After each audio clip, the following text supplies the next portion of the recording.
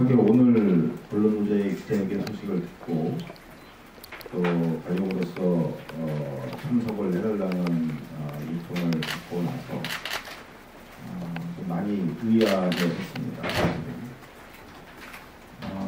지금 이 시기에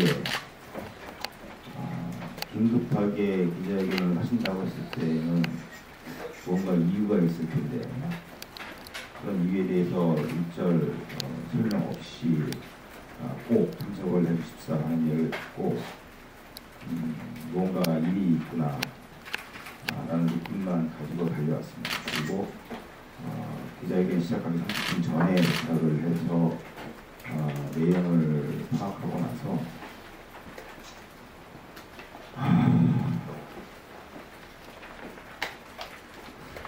우리가 이렇게 농락을 당하고 있었구나 라는 것을 다시 한번 느끼게 됩니다. 우선 첫 번째, 이 이정현 씨가 처음부터 끝까지 주장하고 있는 것은 선원들이 조치를 취하지 않았기 때문에 일이 일어난 것이지 해경이 무슨 잘못이 있느냐, 있다고 하더라도 부차적인 것이다, 이런 말을 한 걸 보면서 참사 직후부터 이 정부가 해왔던 말이 얼마나 철저하게 거짓말이었는가요. 대통령부터 나서서 모든 책임은 전적으로 나에게 있고 국가를 개조를 해서라도 다시는 일이 일어나지 않도록 하겠다는 것을 국민 앞에 공식 성명으로 발표하고 또 만나는 모든 여당 의원들마다 장관들마다 청와대에 있는 사람들마다 똑같이 그렇게 다 이야기를 했는데 정작 이 사람들은 속으로는 이 정부는 책임 없다. 설령 책임이 있더라도 덮어야 한다. 이렇게 생각하고 행동을 해왔다는 것을 다시 한번 느끼게 되니까 이제는 배신감을 넘어서서 정말로 이 정부를 나의 정부로 인정을 할 수가 없겠구나. 더 이상 국민의 정부라고 할 수가 없겠구나. 이런 생각이 들게 됩니다. 그리고 또 하나, 저희가 그 KBS에 잘 아시겠지만 KBS의 가족들이 영정을 들고 가서 김수건 보도국장의 사과를 요구하고 사장 면담을 요구하다가 그게 받아들여지지 않아서 청와대 앞에 가서 농성을 한 적이 있었죠. 그때 긴 시간 농성을 하고 하다가 결국 청와대에서 들어와서 만나겠다 해서 들어갔습니다. 들어갔을 때 만난 사람이 바로 오늘 음성으로 확인했던 이정현 당시 청와대 홍보수석이었습니다.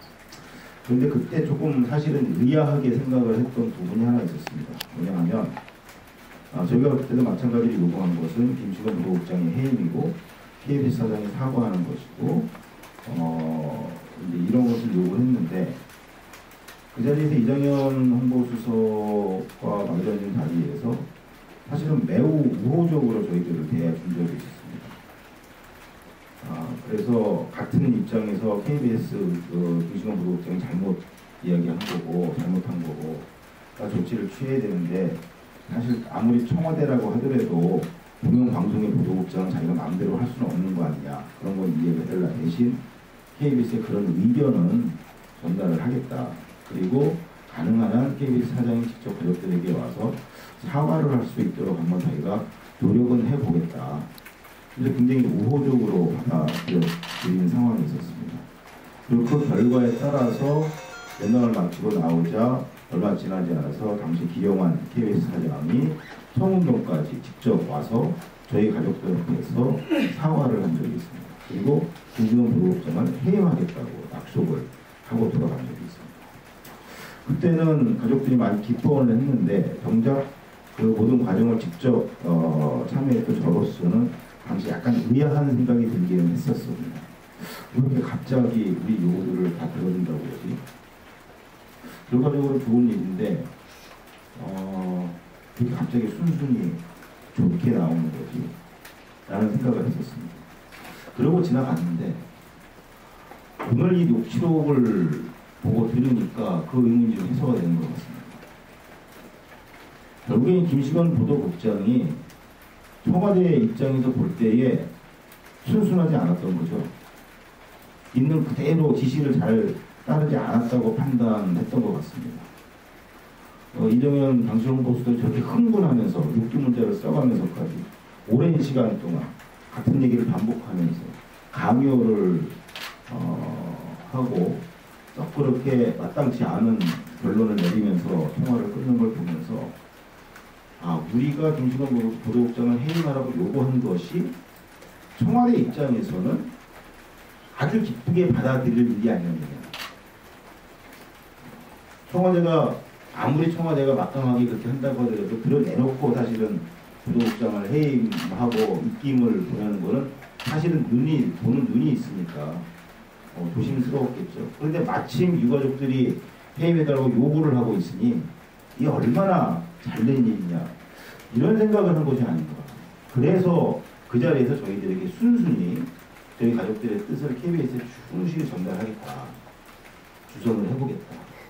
그래서 그런 차원에서 KBS 사장도 KBS 앞에 가서 그렇게 요구를 했음에도 불구하고 코빼기 하나 보이지 않던 사장이 그 청와대에서 연락 가자마자 청운동으로 달려와서 사과하고 해임 약속까지 하는 과정. 그 의문이 이 오늘 녹취록과 녹음에서 들리면서 생기는 것이 아니라 결과적으로 또 농락을 당하는구나 이렇게. 또 우리를 이렇게 기만하고 농락을 했구나. 어찌됐건 오늘 이러한 녹음 파일과 녹음 파일을 또 기타 여러 가지 증거 자료들을 제공한 그런 김시건 보도국장에게 참 저희 입장에서는 애증의 관계죠. 참 그렇다고 잘했다고 할 수도 없고 이건 뭐 가외의 이야기지만 사실 그때 김시건 보도국장의 태도를 그 이후의 태도를 보면서 또 한 가지 그때도 이해한 건 있었어요. 뭐냐면 좀 당당한 거예요. 김시건 보도국장 그 당시에 자기 입장을 밝힐 때 그 내용을 보면 좀 당당한 측면들이 많이 있더라고요. 그래서 저희들은 그 당시에 원래부터 뻔뻔한 사람이었나 라는 생각을 사실은 했었는데 어쨌든 뭐 그런 관계다 보니까 뭐 잘했다 할 수도 없고 뭐라고 평가할 게 없겠지만 어쨌든 꼭 부탁을 드리고 싶은 건 지난번 두 번째 청문회에도 유일하게 처벌받지 않은 선원이었던 강혜성 씨가 양심고백적 차원에서 증언을 한 바가 있죠. 청해진 해운이 퇴소명령을 하지 못하도록 시켰다고 한 증언을 한 적이 있는데요. 오늘 큰 상황에서 보면 이제 두 번째 주요한 증언이라 또는 증거라고 볼 수 있는데 꼭 부탁을 드리고 싶은 건 이렇게 이 세월호 참사의 진상을 규명하고 안전한 사회를 만들기 위해서 꼭 필요한 그런 정보나 또는 경험들을 가지고 계시는 분들이 정말 이제는 용기 있게 나서주시기를 정말 부탁을 드립니다. 아무리 특조위가 열심히 조사를 해도 당사자들이 입을 닫고 있으면 정말 힘이 들거든요. 근데 그분들이 입을 열어주시면 이 진상조사는 정말 탄력을 받을 수 있고 정말 낱낱이 밝혀낼 수가 있습니다. 저희 가족들이 참사 직후에 오랜 시간 동안 꼭 정보가 필요하고 증언이 필요한 분들을 거의 빼놓지 않고 다 만나봤습니다.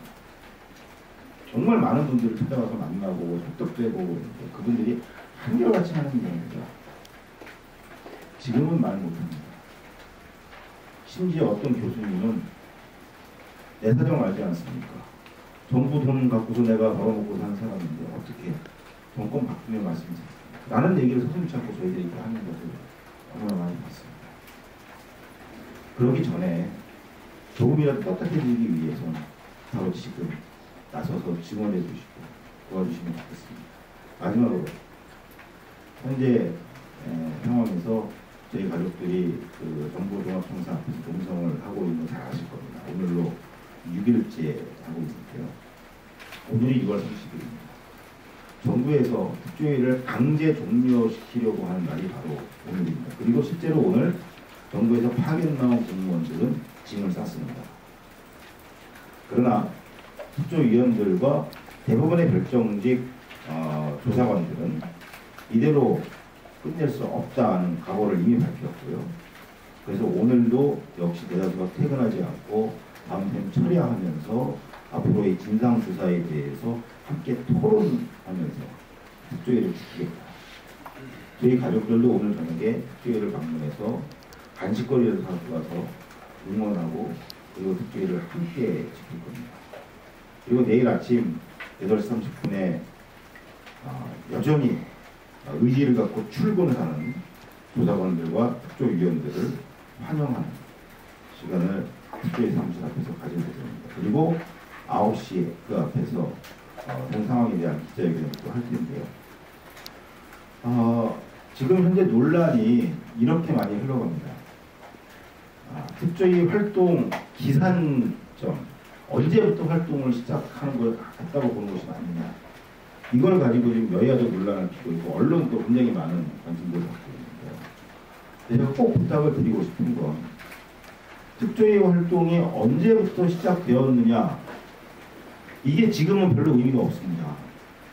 이건 매우 지금 정쟁화가 됐고 정파적인 그런 관점에서 일방적인 주장을 하면서 서로 소모적인 싸움만 할 수밖에 없는 상황이고요. 꼭 부탁을 드리고 싶은 건, 특히 오늘 이 자리에 함께하신 언론 여러분에게 꼭 부탁을 드리고 싶은 건, 특조위 활동을 언제부터 시작했다고 보는 게 맞느냐가 아니고요. 특조위가 왜 존재해야 되고 무엇을 위해서 존재해야 되느냐. 즉 특조위가 조사 활동을 하면 조사를 하면서 무엇을 발표해야 하고 무엇을 목적으로 해야 되느냐. 그리고 지금 이 시점에 과연 특조위는 충실히 그 결과들을 만들어냈느냐, 아니 만들어낼 조건이었느냐, 여기에 좀 많이 관심을 기울여주시길 부탁드립니다. 간단하게 시간이 많이 지났기 때문에 간단하게 결론적으로만 한 말씀 드리고 마치면, 특별조사위원회가 존재하는 목적은 세월호 참사의 원인 두 가지입니다. 침몰의 직접적인 원인, 그리고 구조를 하지 않은 이유, 이 두 가지를 밝혀내야 하는 것이고요. 그에 따라서 책임을 져야 할 사람들이나 기관들을 처벌해야 하는 것이고요.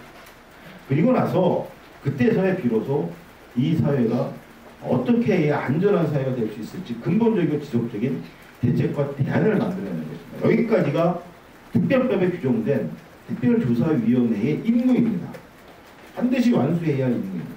이번 특조위가 이 임무를 완수하지 못하면 이 세월호 참사는 반드시 또 일어난다는 걸 너무나 잘 알지 않습니까? 그리고 그 피해자는 저희가 아니라 아직 희생당하지 않은 피해를 입지 않은 여기에 계신 분들을 포함해서 국민들 중에 또 피해자가 나옵니다. 또 그 가운데 희생자가 나옵니다. 그것을 막기 위해서라도 현재 특조위는 이 모든 임무를 완수해야 합니다. 그 가운데 핵심적인 것이 세월호 선체에 대한 정밀 조사입니다.